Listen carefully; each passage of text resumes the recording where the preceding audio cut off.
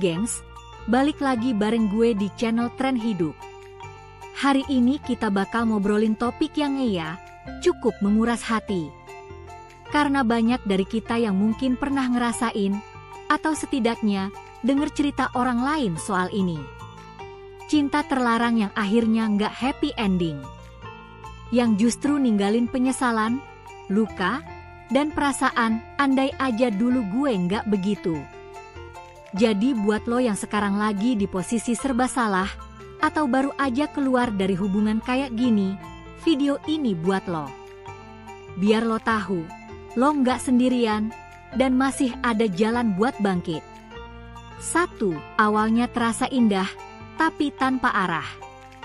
Gengs, semua cinta, termasuk yang terlarang, pasti diawali dengan perasaan indah. Lo ketemu seseorang yang bikin hati lo deg-degan. Lo ngerasa dimengerti, dihargai, ditemenin. Dan yang bikin rumit, kadang orang itu datang pas lo lagi rapuh, lagi hampa, lagi butuh perhatian. Tapi yang sering dilupain, cinta itu nggak cuma soal perasaan, tapi juga soal arah. Hubungan yang nggak punya arah jelas, yang harus disembunyiin, yang harus berbohong ke banyak orang, itu bukan cinta yang sehat. Lo mungkin ngerasa sayang banget, tapi di ujung jalan kosong. Nggak tahu mau kemana. 2. Dilema, meninggalkan atau bertahan. Pas lo sadar bahwa hubungan itu salah, lo masuk ke fase dilema. Kalau gue tinggalin, dia bakal hancur. Tapi kalau gue terusin, gue yang makin sakit. Gue sayang dia, tapi gue juga tahu ini nggak benar. Dan lo terus muter di situ. Hari-hari lo diisi oleh tanya-tanya yang nggak selesai. Di satu sisi lo cinta, tapi di sisi lain lo tahu ini bukan tempat lo.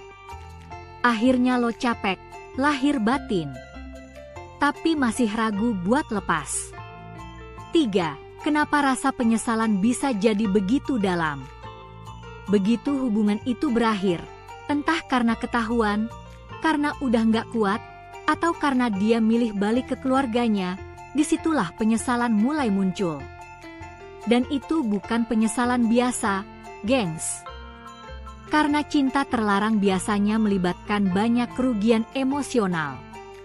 Lo kehilangan waktu. Lo ninggalin orang-orang yang sayang sama lo.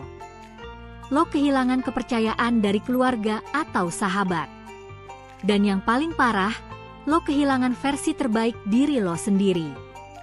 Lo mulai mikir, gue kok bisa sebodoh itu ya? Kenapa gue nggak sadar dari dulu? Kenapa gue buang-buang waktu segitu lamanya buat sesuatu yang akhirnya nyakitin gue juga? Rasa itu nggak bisa langsung hilang, tapi bisa lo pelajari. 4. Memaafkan diri sendiri itu proses, bukan instan.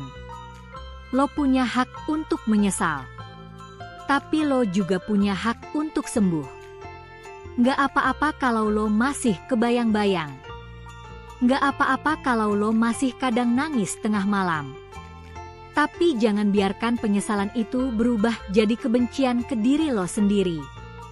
Memaafkan diri sendiri itu bukan berarti lo ngelupain semuanya, tapi lo berdamai. Lo ngerti bahwa lo pernah salah jalan, tapi lo juga berani berhenti. Dan itu lebih penting dari apapun. 5. Gimana cara bangkit dari penyesalan itu? Oke, sekarang bagian paling penting. Setelah semuanya hancur, lo harus gimana?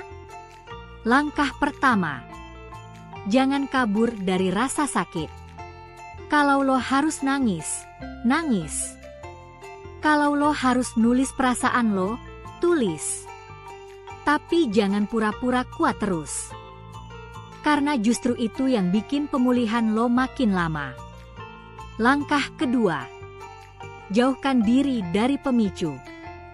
Blokir dia kalau perlu. Hapus jejak-jejak digital yang bisa bikin lo flashback terus. Bukan karena benci, tapi karena lo lagi milih buat sembuh. Langkah ketiga, isi ulang hidup lo. Temuin hobi baru. Deket lagi sama keluarga. Bangun rutinitas yang sehat. Pokoknya bikin lo ngerasa lo layak buat hidup tenang. Langkah keempat, ceritain ke orang yang lo percaya. Kadang kita cuma butuh didengerin, bukan dinasehatin. Buka obrolan sama sahabat lo. Atau kalau butuh, lo bisa curhat ke psikolog. Nggak usah malu. Justru itu tanda lo sayang sama diri lo sendiri. 6. Lo nggak harus dikenang karena kesalahan lo. Gengs, jangan pernah berpikir bahwa hidup lo akan selamanya dicap karena kesalahan ini. Orang bisa berubah. Lo juga bisa. Dan kalau lo takut orang bakal ngejudge, ingat, yang paling penting bukan penilaian orang lain, tapi bagaimana lo menilai diri lo sendiri. Mulai dari sekarang, tunjukin ke diri lo. Lo bisa bangkit. Lo bisa jadi orang yang lebih kuat. Lo bisa belajar dari luka, bukan jadi korban selamanya. 7. Kalau suatu hari lo ketemu lagi sama dia. Ini kejadian yang mungkin banget.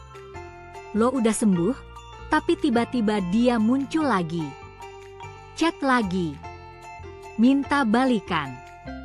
Ngajak ketemu. Pertanyaannya cuma satu. Apakah lo siap ngulangin luka yang sama? Kalau dia masih dalam status yang sama. Kalau situasinya masih nggak sehat. Kalau hubungan itu masih harus disembunyiin. Lo udah tahu jawabannya. Jangan biarkan penyesalan yang udah lo sembuhin terulang lagi dengan cerita yang sama. Penutup. Cinta terlarang yang berakhir dengan penyesalan mendalam itu nyata. Dan banyak banget orang yang pernah ada di posisi itu.